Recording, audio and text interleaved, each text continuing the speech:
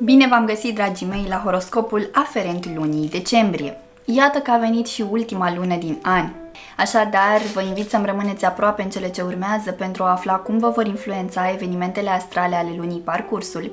De asemenea, vă invit să urmăriți și videourile aferente semnelor zodiacale în care aveți ascendentul și luna amplasate în hărțile natale. Totodată, vă reamintesc că acesta este un horoscop general, așadar tratați-l ca atare, iar dacă doriți analize astrologice personalizate, atunci vă invit pe site-ul meu www.terapieprin-astrologie.ro la secțiunea magazin, unde veți găsi toate serviciile astrologice puse de mine la dispoziție pentru voi, astfel încât să reușiți să aprofundați cât mai bine toate predispozițiile cu care ați venit în această existență, dragii mei.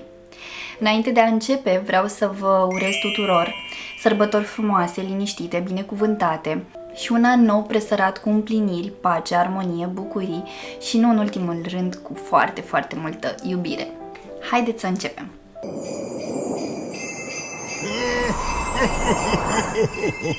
Merry Christmas! Bun găsit, dragi nativei zodiei Rac, și bine ați revenit la horoscopul aferent lunii decembrie. Acest video este pentru toți cei dintre voi care v-ați născut în acest semn zodiacal, dar și pentru cei dintre voi care aveți ascendentul, descendentul, luna, planetele Marte, Venus sau Mercur, dar și unul dintre cele două noduri lunare amplasate în acest semn zodiacal în hărțile voastre natale. Așa cum v-am obișnuit, vom discuta despre începutul, mijlocul și finalul de lună. Pentru voi, începutul de lună își va împărți atenția între viața voastră de zi cu zi și tot ce conține ea, de la rutina zilnică, obiceiurile zilnice, până la relațiile cu cei din jurul vostru, la modul în care vă raportați la locul de muncă, dar și la sănătatea corpului vostru fizic. Nu ar trebui să rămâneți indiferent la anumite semnale pe care corpul vi le dă. Este foarte benefic să vă faceți un set de analize, da, în cazul în care nu ați făcut acest lucru de ceva timp, să încercați să acordați atenție obiceiurilor voastre zilnice, să deveniți un pic mai disciplinați, mai organizați în viața voastră zilnică, astfel încât să vă păstrați într-o zonă de echilibru. Totodată în relația cu partenerul sau în relația cu copiii, acolo unde este cazul, din nou lucrurile au nevoie să se conecteze mai mult. Poate că simțiți că lucrurile s-au distanțat între voi și partener sau între voi și copii. Asta pentru că voi aveți tendința ca atunci când ceva vă supără, vă nemulțumește, să intrați în propria voastră carapace, da? Să interiorizați, iar ceilalți să nu-și dea seama dacă cu voi s-a întâmplat sau nu ceva și să suferiți așa în tăcere. Este benefic să spuneți lucrurilor pe nume, dar într-un mod care să nu genereze conflict, care să nu genereze neapărat ideea aceasta de reproș, de tensiune, ci din contră să lămuriți lucrurile într-un mod benefic și pentru voi și pentru cei din jurul vostru.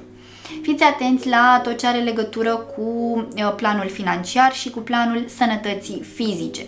Dacă simțiți că ați obosit sau că ceva din obiceiurile voastre zilnice nu vă este benefic, atunci luați măsuri urgent, transformați aceste lucruri, odihniți-vă mai mult, hidratați-vă mai mult, mâncați mai sănătos, faceți mișcare mai multă, petreceți mai mult timp în natură, citiți mai mult, faceți acele lucruri care să vă ajute. Pentru cei dintre voi care vă simțiți epuizați, poate ați lucrat foarte mult, a fost o perioadă de final de an intensă la locul de muncă, încercați să vă găsiți metode prin care să vă relaxați. Aveți foarte mare nevoie să vă ocupați de propria voastră persoană, astfel încât să vă simțiți bine și în pielea voastră, în corpul vostru, dar și în viața voastră.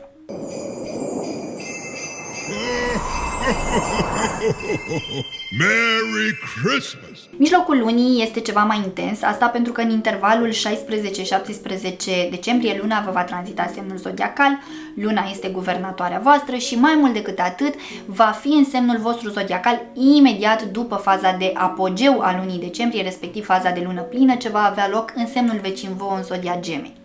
Așadar, vorbim despre emoții intense, despre nevoia de a le exprima, de a le pune cumva în valoare, dar într-un mod mai înțelept și mai matur.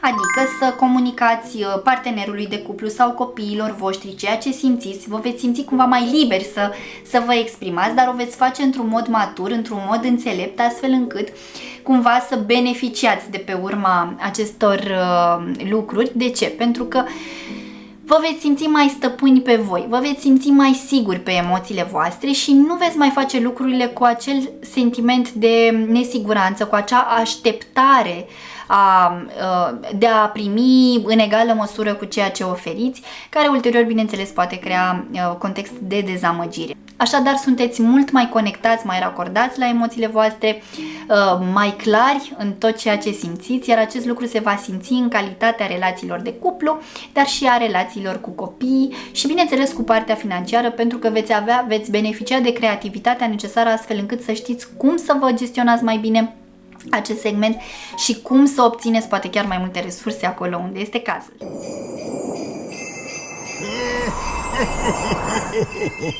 Merry Christmas!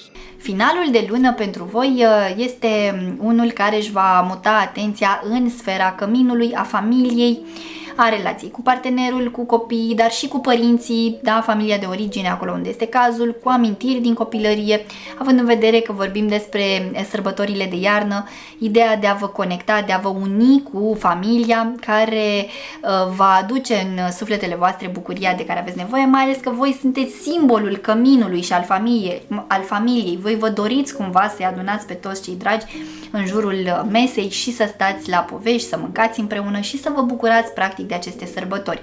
Așadar, pentru voi este o lună liniștită din mai multe puncte de vedere. Important este să vedeți cum vă gestionați tot ce are legătură cu emoțiile, pentru că acolo mai pot fi mici probleme, având în vedere că aveți tendința să interiorizați și apoi dintr-o dată când se adună să explodați și să îi puneți cumva așa la punct pe fiecare dintre cei care v-au necăjit.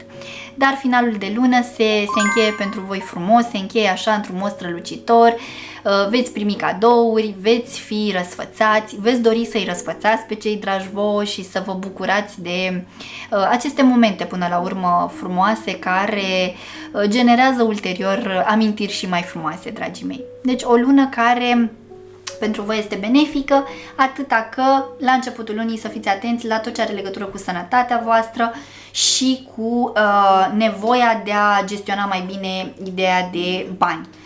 Începutul de lună este puțin mai provocator, ulterior lucrurile se vor așeza atâta timp cât vă ascultați intuiția și cât înțelegeți că aveți nevoie să vă ocupați mai mult de propria voastră persoană, de propriile voastre nevoi și să vă ascultați corpul, da? Să vedeți ce anume vă transmite și să acționați în consecință, dragii mei.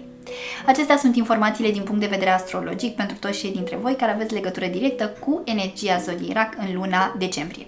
Așa cum v-am obișnuit, am să extrag și câteva mesaje de la cărțile Oracol. Haideți să vedem ce mesaj sau ce mesaje au acestea. Ok, 3 carduri, dragii mei, 3 mesaje pentru voi.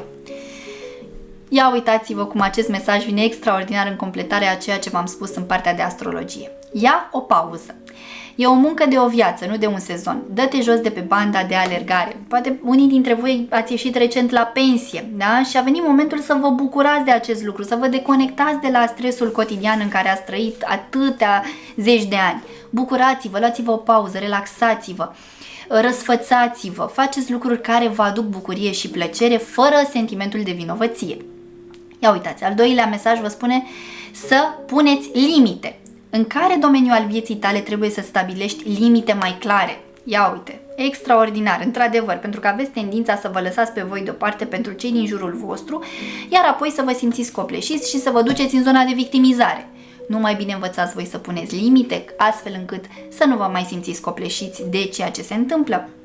Iar cel de-al treilea mesaj vă spune să aveți încredere în presentimente. ce încearcă să-ți transmită această senzație de neliniște. Apropo de ce vorbeam în partea de astro legată de corpul fizic, ce anume, ce se simte, ce vă transmite, e ceva acolo, o oboseală, ceva, da, care încearcă să vă spună să luați o pauză și să vă puneți niște limite mai clare în raport cu contextele sau cu persoanele din jurul vostru. Protejați-vă mai mult, respectați-vă mai mult, iubiți-vă mai mult și aveți mai multă grijă de voi, dragilor.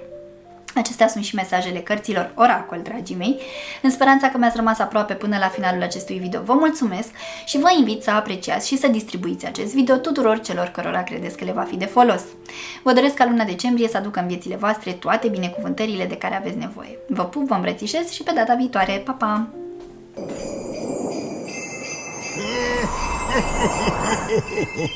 Merry Christmas!